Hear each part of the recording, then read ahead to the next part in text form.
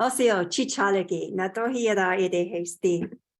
The research and practice that I'm involved in focus on addressing cultural genocide, the planned destruction of Indigenous peoples' ways of knowing and being. This happened in large part through the native boarding schools, and it now occurs through the ongoing processes of colonialism.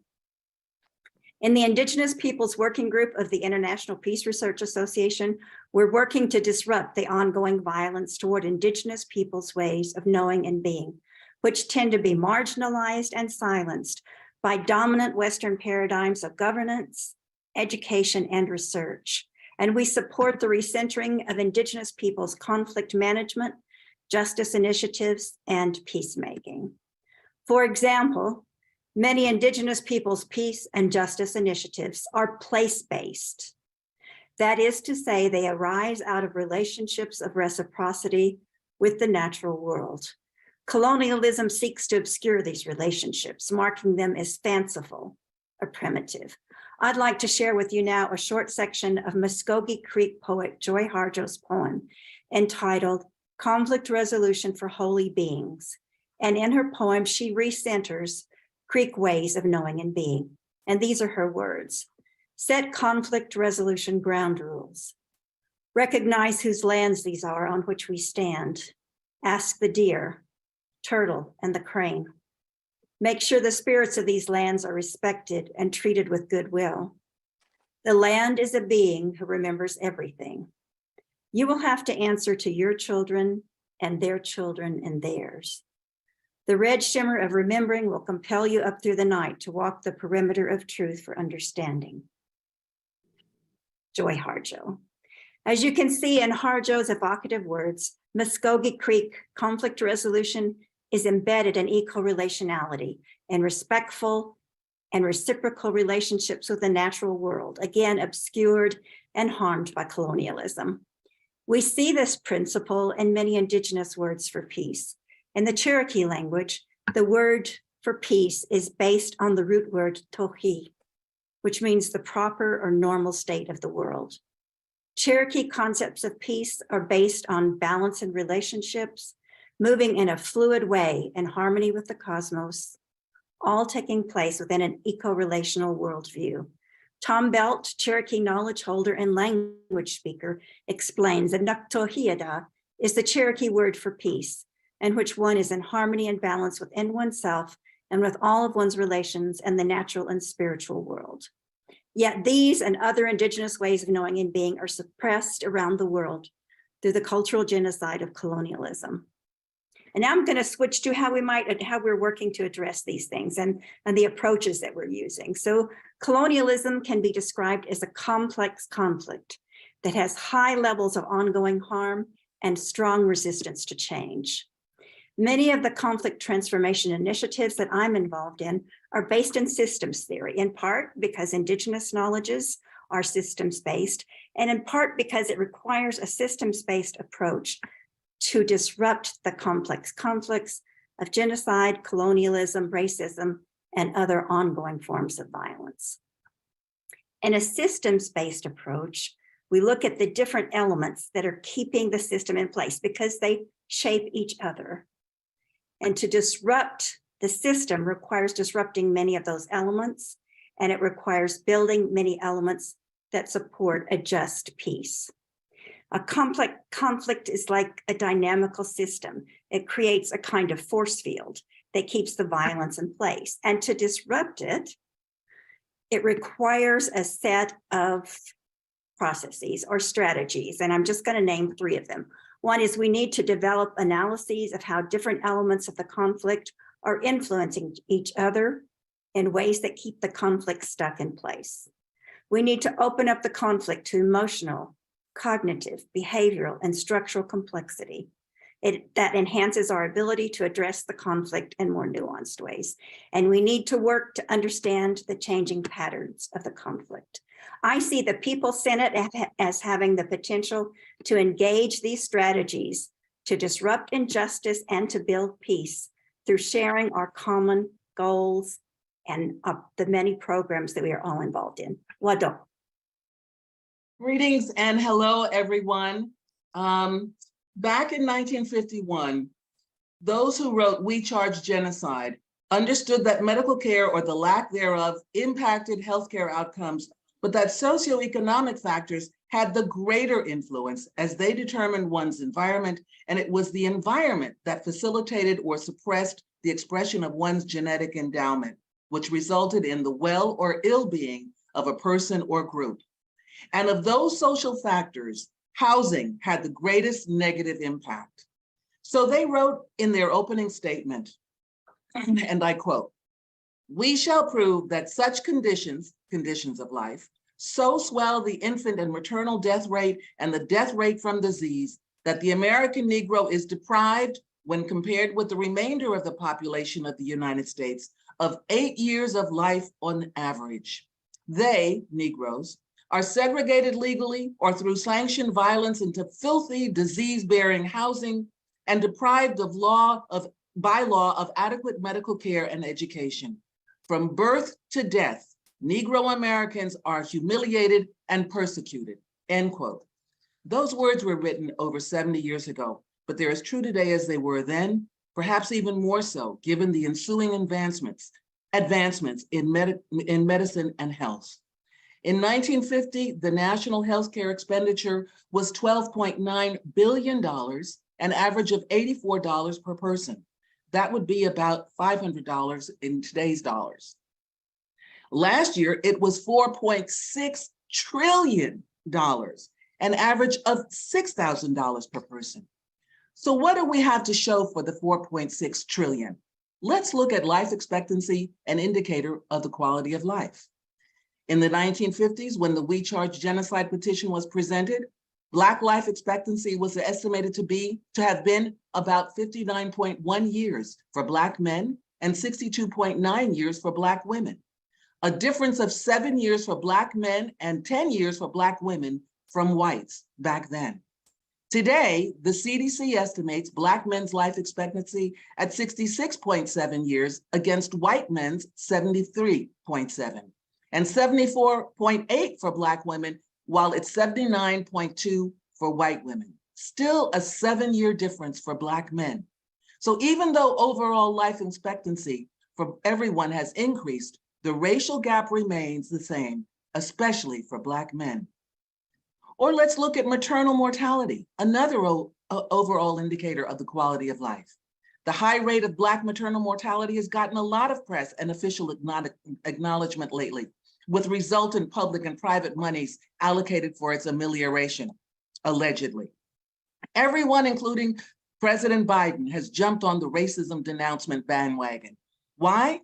Because Black maternal mortality crosses economic, educational and regional lines, thereby exposing the lie of America as the land of equality and freedom for all on both the national and world stages. It exposes not only how generic racism is in US healthcare, how it pervades every single aspect of it, it also exposes the mad profit-driven chokehold corporations have on US healthcare that have corrupted, twisted, and gutted it so that it's no longer a functioning entity capable of safely and effectively handling a natural body function such as childbirth, not to mention its complete breakdown during the once-in-a-century pandemic. In a recent study out of California, the following was observed. The richest Black mothers and their babies are twice as likely to die as the richest white mothers and their babies. Well, this is not new information. As recently as 2017, the world famous Serena Williams, the greatest tennis player ever, and quite wealthy as a result, gave birth and subsequently almost died from medical negligence based on racism. Excuse me. But this is the first paper to document with irrefutable data this particular outcome disparity based on race. It also proved better outcomes when Black patients were cared for by Black providers. Well, that's not news either. What is news is the following. It found that the richest Black women had worse maternal and infant outcomes than the poorest white mothers. It found that the disparities are not explained by income, age, marital status, but rather broader forces at play in the lives of Black mothers. It's not race, it's racism. But the biggest news is that the richest white American women gave birth to less healthy babies than the richest white Swedish women. So why are rich white US babies not only not healthier, but they're not even as healthy as their Swedish counterparts? There are many causative factors contributing to the answer, but I'm sure one of them is racism and another is unbridled capitalism. That they have a negative impact on poor working and middle class white Americans was known, but on rich white Americans too, deserves much more questioning, research, and emphasis that it's had up to date. Why are most mass shooters young white men? Why are the rates of suicide and depression so high among young white people? Those are just two of the many questions needing answers. Black Americans and other people of color, including Blacks from other countries, are not the only so-called victims of racism. White people are as well, including rich white people. Racism dehumanizes white people as it maims and murders Blacks and others. In wrapping up, racism in medicine and healthcare is well recognized now as it's received a lot of recent press, especially since the COVID-19 epidemic and the allocation of monies to fight it. For instance, New York has gotten $45 million for 4 new birthing centers. How do we push for substantive next steps on a national level, as this is a national phenomenon? How do we support those who on local levels are fighting for change and developing projects and practices that might make a dent in the problem? How do we bring them into such a national effort as the People's Senate? We must explore the answers. I want to thank Ashaki Binta of the Spirit of Mandela Coalition and the other organizers of this event for inviting me to talk about this. And I'd like to end with just one snippet from Jane Cortez, the poet Jane Cortez, from her poem, And There It Is. And if we don't fight, if we don't resist, if we don't organize and unify, get the power to control our own lives, then we will wear the exaggerated look of captivity, the stylized look of submission, the bizarre look of suicide, and the dehumanized look of fear, and the decomposed look of repression forever and ever and ever, and there it is. Thank you. From the outset, boundless gratitude to everyone who had a hand in the formation of the People's Senate. I believe this will prove to be a vital formation to our collective survival, especially the way things are going in the world, or as we move into what increasingly is, and for many around the world already is, an apocalyptic or post-apocalyptic dystopic existence. We're discussing some unbearable excesses laid upon the world by capitalism, white supremacy, anthropocentrism, and the ugliest human factors, from racism to militarism, war, the ecological devastation, the human trafficking, multiple oppression, and so many surcharges that our world is suffering under. We add mass human caging or human warehousing to all of that, which makes what I do so important to me as program manager of a restorative justice diversion program in Philadelphia.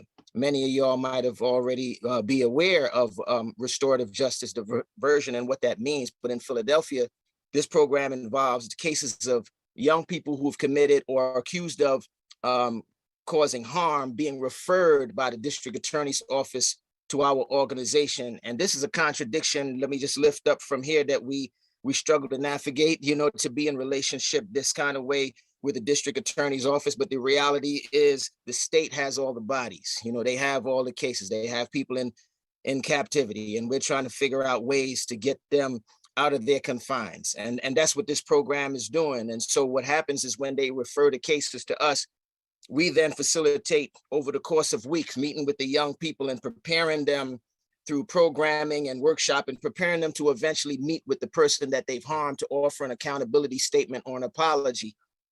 And the person that they've harmed offering an impact statement, and everybody there offering how they were impacted directly or indirectly and what hopes they have for the young person. We come up with a restorative plan for the young person to repair the harm or make things right. And once they do that, we let the district attorney's office know that the young person has completed the program, and then the charges are declined as if the charges never existed, no criminal record is entered. And then we have a community celebration for every case. Not celebrating that the young person got off soft for anything or anything like that, because it's far from soft. We believe that the system is actually soft because it doesn't hold people accountable. It just throws people away. we actually challenge the young people to take accountability for the harms that they cause to the community. And we celebrate our agency as a community to work out our own trespasses against each other without handcuffs and cages, without cops and courts and DAs and prisons, right? And so that's what we do. And we believe that this work is long overdue in Philadelphia communities to have a working justice process that's oriented around the needs of the people who are harmed, a process designed to address racial and ethnic disparities in the juvenile criminal legal system and structured to prevent net widening in the juvenile legal system, right? This is crucial work, especially in times of increasing despair about youth violence in our communities and the targeting of our communities for mass human caging. Restorative justice diversion is also a prefigurative intervention, right? It's geared towards getting the system out of the way of and getting our community more involved in what really needs to happen after young people cause harm, right? And many of our community people in our community have already realized that what needs to happen after harm is done is learning and understanding what the needs of the person who is harmed are, what the responsible youth needs to help repair the harms, what the community needs to be healthy and whole in the wake of harm, then everybody working together to see that those needs are met. And that process has to be created and held by community members and community-based organizations operating locally and nationally. And so we navigate the contradictions of this work, right? We navigate it, we struggle with it, and our aim is to ultimately get the district attorney's office out of the way altogether, and where solely community referrals and community people are referring to cases of young people that they feel are in need of intervention to us, right? That's the aim, to help rescue young people from the jaws of the system and to have a working model of what the elimination of the genocidal criminal legal system, criminal punishment system, colonial justice system would look like. And we lift up or we highlight fundamental differences between what we do and what the state do. So when a harm happens, this is what the criminal legal system does. For this criminal legal system, crime is a violation of the law and the state. For us, crime is a violation of people and relationships. For the system, it's a violation. Violations create guilt. For us, violations create obligations. For the system, justice requires that the state, impose punishment. For us, justice is about the community working together to bring healing and health back into our communities. And it's prefigurative intervention. So it's about that direct site of action so cited at the point of assumption where beliefs are made and unmade and the limits of possible can be stretched. And the goal of prefigurative intervention is twofold: to offer a compelling glimpse of what's possible and a better future, and also slyly or boyily to point up the poverty of imagination of the world we actually live in. I'm Johanna Fernandez. I'm an associate professor of history at Baruch College of the City University of New York and the author of The Young Lords, A Radical History. The Young Lords are the Puerto Rican counterpart of the Black Panther Party. My 2014 FOIL lawsuit against the NYPD led to the recovery of the largest number of police surveillance records in the country, including those of the police surveillance of Malcolm X. These are part of the famous handshoe files, which are connected with the surveillance of the Panther 21 here in New York City. And during that trial, it was discovered that the NYPD was working with the FBI essentially to frame the Black Panther Party. I'm also the writer and producer of the film Justice on Trial, the case of Mumia Abu Jamal, and I'm part of the effort to free all political prisoners, including Mumia Abu Jamal. I'm honored to share this stage with political prisoners and with folks who are really thinking broadly about what this moment requires if we are to save ourselves as a people, not only as colonized, formerly enslaved people, but as people generally in the context of a system that's predatory and that's literally killing itself. And you've heard about that from Dr. Patterson, And you've heard that from others. And most recently, we heard from Ghani. What are some of the efforts to try to create a parallel governing structure led by ordinary people to present real solutions to our problems? And that is what the Senate, the People's Senate, is about. Ghani used the term prefigurative. It's a term that's been used in history by all people who've wanted to change the world. We've got to start now, pulling ourselves together and developing structures and institutions that can help us govern democratically, and in the name of justice, to save ourselves, essentially. Before I start, I want to say that when Karl Marx was writing his 3 tomes of Capital, which is an analysis of capitalism and its horrors as it was emerging in the 19th century and the 18th, when he talked about the alternative, you know who he was referring to as the alternative to capitalism, where he got those ideas from? He got those ideas from First Peoples, Native Americans and First Peoples in Africa, whose societies were egalitarian and communal. So these ideas about egalitarianism and being able to run society of our own accord in our own interest, these are old ideas developed over thousands of years and structures by people of color the world over. As we heard during the replay of elements of the last tribunal, we've been through it as a people. I mean, we heard from the mothers of victims of police terror and lynchings about how the government has done absolutely nothing, talked a lot, but done nothing to preserve the legacy of their children killed by police. We've heard about the horror of lead poisoning in cities across the country. To look outside of our homes is to see a world in crisis. The United States in particular has prevented successful organized rebellion. How and why? In the 1960s, the US government began to deploy racist law and order policies.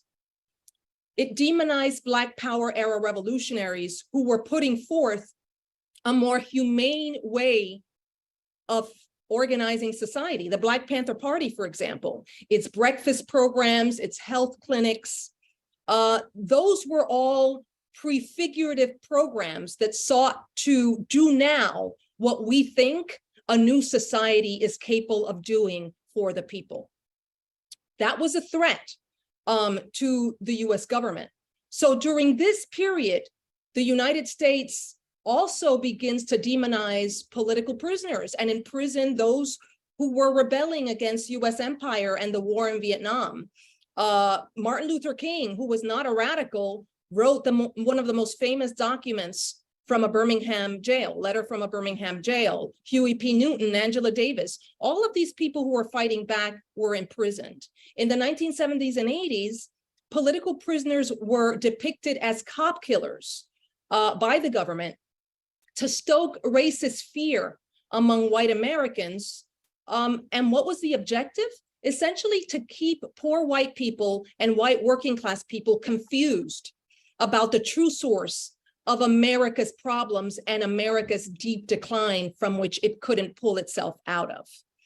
During the 1980s and 90s, crime became code word for Black people, Black American people, for Latinos, and for immigrants, mostly from Latin America. These were the so-called undeserving people who were taking advantage of the system, engaged in criminal activity, and digging the country deeper into a financial hole. This logic justified what we know as neoliberal disinvestment in the public sector. Essentially, the elimination of gains that had been a product of working class and people's struggles in the late 19th century, in the 1930s, in the 1960s. Like what? What were the gains produced by people's struggles? All gains. Everything that we think is good about society today is a product of people fighting for it in the streets. Like, for example, environmental regulations, decent wages, healthcare benefits, sustaining the infrastructure of the country so that we don't have lead poisoning in the water, and so that we're not poisoning the land as we see today in East Palestine when the train crashed in Ohio. That is the product of disinvestment in the public sphere and letting corporations do whatever they need to do to make profits. That hurts everybody in society. And so it was that through fear mongering around crime, but also through law and order politics and carceral repression of specifically Black and brown people, that the ruling class in this country channeled white fear and anxiety about the future, their economic standing, and the end of the American dream. Part of what happens over the last 5 decades is the end of the American dream for everybody. Of course, people of color, because of racism and white supremacy, are disproportionately affected by the end of the American dream. But as Dr. Patterson said, this crisis is affecting everyone, including white people at the top of society. We see it through their mass killings, but also through the suicide rates of white people. So this, I'm going to end in a minute. This fear mongering keeps Americans asleep and divided, while the people at the top of society become richer and richer. And I want to read from the document of the People's Senate, which is a brilliant document that people should read to understand what this project is about. It says that 540 billionaires control $2.6 trillion, equivalent to all of the wealth of all of Europe. This is the kind of wealth transfer that we've seen from the bottom of society to the top. And incarceration and law and order and crime and the demonizing and scapegoating of people of color through mass incarceration is what has allowed this kind of wealth transfer to happen in this country without a peep. I'll end there by saying that in a country that calls itself the land of the free, prisons are the 3rd largest employer in the nation. And in many ways, a kind of jobs program for white people living in the poorest regions of this country, but they still have not solved their problems with mass incarceration. The People's Forum is an attempt to bring together people who are fighting all over the country in different single issue projects, some not single issue, bringing everyone together to try to figure out collectively and democratically, what do we stand for? How do we survive as a people? Why is racism and white supremacy not helping anybody? And how can we move forward to rebuild a different and new society worthy of the term human and humanity? Thanks so much, Matt. I'll just get into it. 2021 was considered a landmark year in the effort to abolish the death penalty. Virginia became the 23rd state and the first former Confederate state to end capital punishment. Nationwide, 2021 saw historic lows in executions and near historic lows in new death sentences. Texas, the state that has carried out the most legal executions in the modern era, appears to follow the national trend, and its use of the death penalty remained near historic low levels. Throughout the United States and in Texas, it seems like capital punishment is grinding to a halt. At the same time, however, the descriptive profile of those who are sentenced to death and executed remains the same. Capital punishment continues to be imposed on people who are Black, significantly impaired, or poor. Arizona authorized executions using the same lethal gas the Nazis had used to murder more than 1 million people in their World War II death camps. South Carolina passed a law that would force those with pending execution dates to decide whether to die by electric chair or firing squad, with the electric chair serving as the default execution method for those who refused to choose how they preferred to die. Aside from legal executions, 2021 was one of the deadliest years at the US-Mexico border, and the number of deaths and mortality rate in state prisons were the highest they had been since the federal government started collecting mortality data in 2001. In this current moment, the death penalty abolition movement is largely centered on reformism. Data concerning the death penalty is mainly about the use or misuse of capital punishment, revealing its systematic bias against racial minorities and the indigent, its unequal use both within and across jurisdictions, and the lack of effect on homicide rates. At the grassroots level, death penalty abolitionists use this information and other research that reveals the high risk of error, high expenses, and benefit of life without parole sentences to convince the public and politicians to support abolishing the death penalty. While the death penalty abolition movement has been successful in encouraging many states to end legal capital punishment and have led some successful campaigns to halt executions and free innocent people on death row, its narrow focus on contemporary death penalty practices misconstrues the progress made in ending state killings. In other words, by isolating capital punishment from other carceral tools that are functionally equivalent to the death penalty, so for example, life without parole, uninhabitable prison and migrant detention facilities, and solitary confinement, and adopting pragmatic and conservative approaches to abolishing the death penalty, we mistakenly treat this time as historic or novel, when in actuality, the American death system is fully intact and is functioning precisely as it was intended.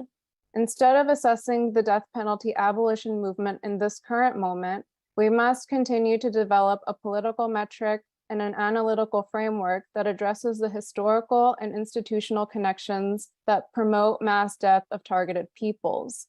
This summer, the Texas death penalty abolition movement, Spirit of Mandela Coalition, Shape Community Center, and the Pan-African Connection Bookstore and Resource Center will host a 2-day meeting titled Lethal Violence in the Lone Star State, a Southwest Conference on state-authorized executions. The conference is intended to 1, strengthen communication and solidarity efforts among organizations, and 2, build towards creating a regional people's tribunal about Texas's use of genocidal violence against members of oppressed nations. The Texas death penalty abolition movement considers the People's Senate as a mechanism to connect resistance efforts against state-sanctioned murder. We are eager to be a part of this network and further the unification initiatives on a national and international level. Thank you. Thank you. I want to take this opportunity to to thank the organizers of this webinar and all the participants, and give thanks to our elders for their lessons and examples and for their consistency. I give testimony to the power of solidarity and stand appreciative for the work exposing the atrocities committed by the United States government on the Indigenous and Black and Brown communities. We know that to expose and condemn is not enough. As long as they see profit in our exploitation, they will continue to exploit. Therefore, this webinar and the creation of a People's Senate takes particular importance and solidarity.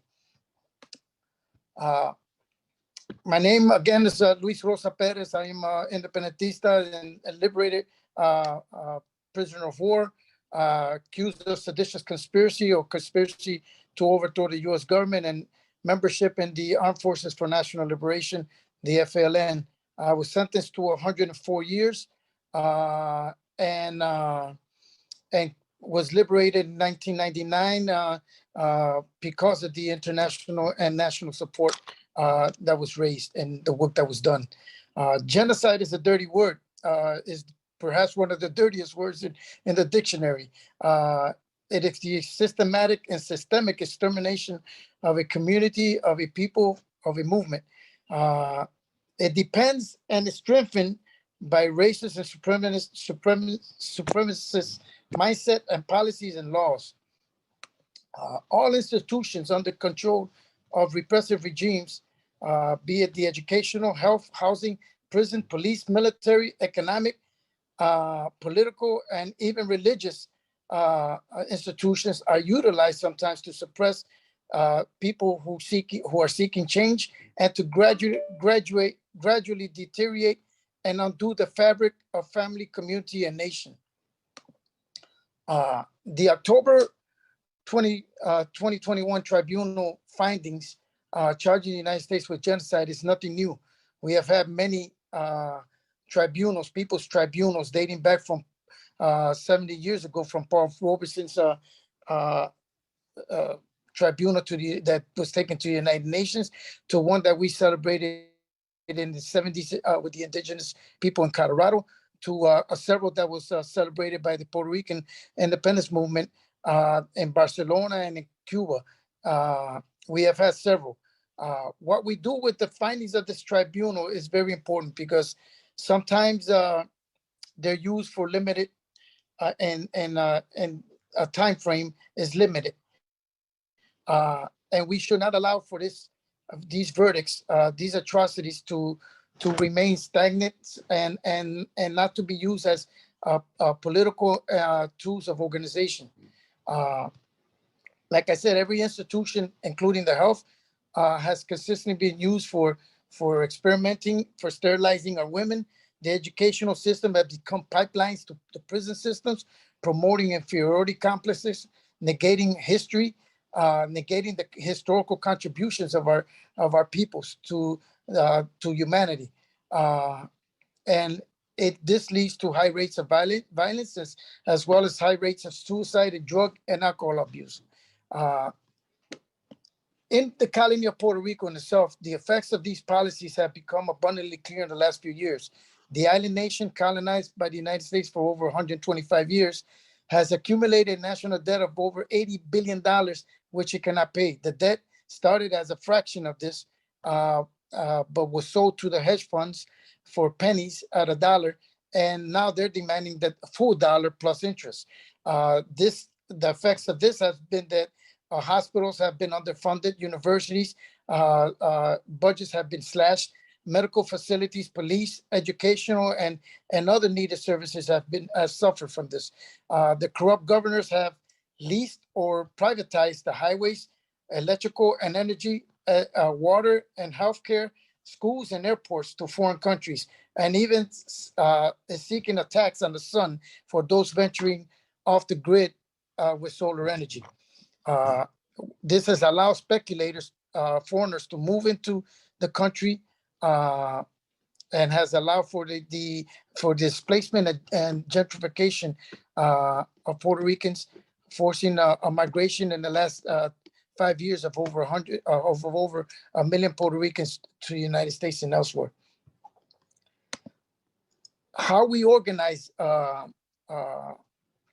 around these issues is very important. Sometimes our language, the language we use, is not a language that's easily understood, easily accepted by the people we're trying to organize. And we need to create a narrative. We need to control the narrative. We need to create a language that's common to the communities we're trying to work for. There is statistics that back up our claims. Like in Puerto Rico, the growth rate of a nation, our nation is minus 1% growth rate. An estimated 8.2% have a history of drug abuse. 60,000 intravenous drug users that has the highest infection rate of HIV and Hep C. So we need to, some of the things that I wrote down as far as things that we can do, things that I appreciate the creation of the Senate and that should be considered, and I know they have already been considered by the Senate, is that we need to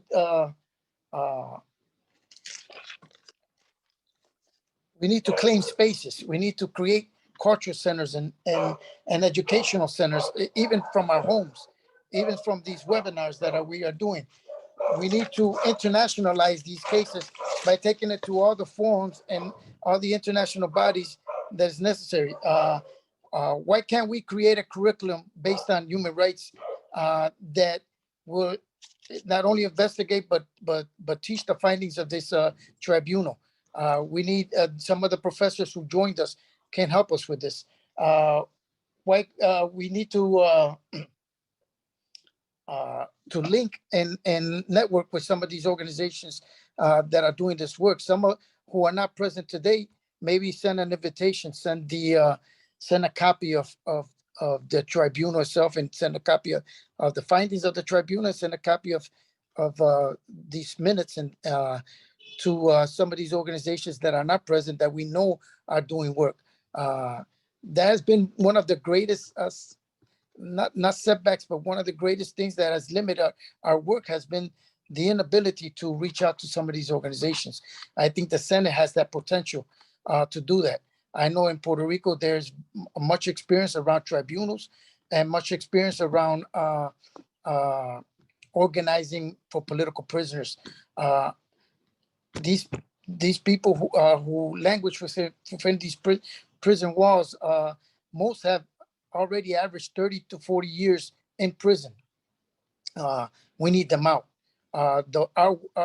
They depend on our work, and we need to bring them home.